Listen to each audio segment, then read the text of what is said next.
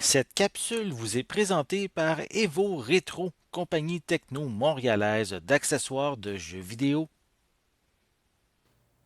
Hey, salut Ciné Techno, j'espère que tu vas bien. Je m'en viens te parler aujourd'hui d'une critique de jeu, soit un combo Cat Quest 1 et 2 Possum Pack. Holy cow! Si tu ne connais pas le jeu Cat Quest, que ce soit le premier ou le deuxième, je favorise le deuxième. Je le dis tout de suite, j'aime mieux le 2. Cat Quest, écoute, il y a un petit univers, il y a un Pocket Universe qui t'attend pour aller découvrir ce petit jeu-là. C'est fantastique. Honnêtement, j'ai trippé. C'est probablement mon petit gem de l'année, là. Je ne pensais pas embarquer autant là-dedans. Fait que, premièrement, la version que j'ai jouée, le Cat Quest 1 sur version PC, sur Steam, et puis Cat Quest 2, j'ai joué sur ma console PS4. Ça fait une différence, je t'explique pourquoi tantôt. C'est développé par les Gentle Bros, édité par P-Cube, P-Cube avec un Q. Console présentement qui supporte le jeu, c'est PS4, Nintendo Switch, Xbox One et sur Steam. Alors, je te dis ce qui suit. Cat Quest est un jeu vidéo de rôle et d'action joué dans une perspective descendante similaire à Dragon Quest, Zelda et même Skyrim par moment. Le jeu se déroule dans un royaume où seulement... je reviens, excuse. Le jeu se déroule dans un royaume du monde ouvert appelé Felengard. Le joueur prend les commandes d'un chat atromorphe qui se lance dans une quête pour sauver sa sœur kidnappée. Le jeu propose des combats en temps réel, l'exploration de donjons et la progression de l'équipement. C'est un dungeon crawler, c'est pas compliqué. C'est un dungeon crawler dans lequel tu incarnes un chat jaune, mignon, comme tout. Puis dans le 2, je te dis tout de suite, c'est un two-player co-op. Et le deuxième personnage, c'est un chien. C'est de la royauté rendue là.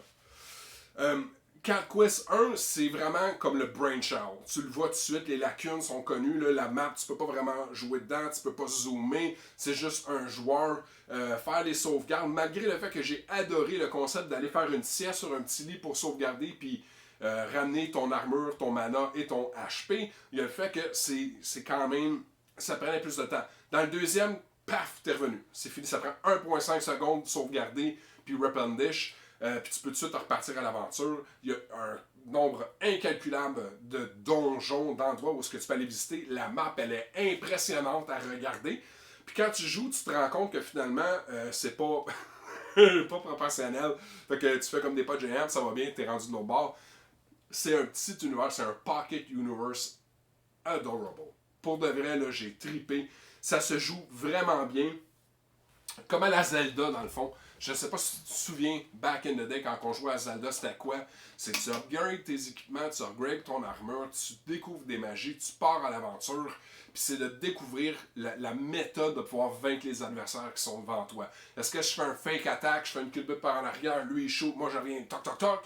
Est-ce que c'est un adversaire que je dois vaincre avec une baguette magique à distance ou c'est un adversaire que je dois battre avec soit une épée ou un arche, faire du corps à corps? C'est merveilleusement bien fait. Les couleurs sont vibrantes, ça pop, ça donne le goût de découvrir cet univers-là.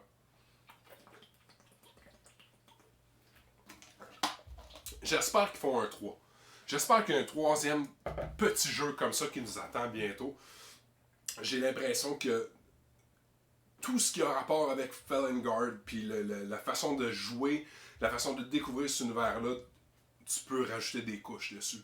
C'est interminable. C'est vraiment des petits moments classiques. C'est tout des bouts d'histoire que tu as déjà vu ailleurs. Là. Ben, ouais, là, tu vas rien redécouvrir de nouveau. Là.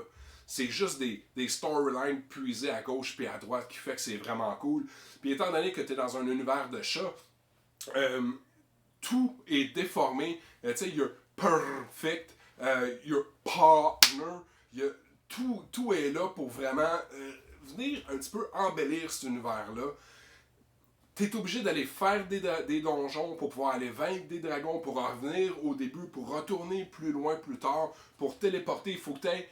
La seule chose que j'ai peut-être moins aimé, c'est le fait que c'est un peu simple de perdre le focus de où est-ce que tu t'en allais. C'est tellement grand, il y a tellement de choses, c'est un open world. Là. Fait qu'il manquerait peut-être comme un petit side menu pour dire, OK, t'étais où, puis avec des screenshots, parce qu'à un moment donné, tu te tabarouette. Malgré le fait que c'est super bien identifié, là. Tu vas voir, là, les maps, tout est écrit dessus comme si c'était des maps au trésor de l'époque. J'ai adoré ça. J'ai adoré ça. C'est difficile pour moi de trouver un truc pas cool sur le jeu. J'ai trouvé ça tout trippant. J'ai joué à deux avec mon gars, avec ma blonde. Le jeu à deux se joue aussi bien que quand tu joues tout seul. C'est trop cool. Fait que pour moi, huge thumbs up. Cat Quest, tu connais pas ça, va checker. Il y a une démo gratuite présentement sur PS4. Va télécharger la démo. C'est là qu'on l'a découvert, nous autres. Puis là, j'ai découvert que c'était pour le 2 la démo, je sais pas trop, ou le 1 la démo. J'ai découvert ça, j'ai découvert qu'il y avait un 2, puis là, ils mettent le bientôt, là, ça sort, là. Combo, le 1 et le 2. Merveilleux. Là-dessus, bon jeu, mon cher. Je te souhaite une excellente journée. À bientôt.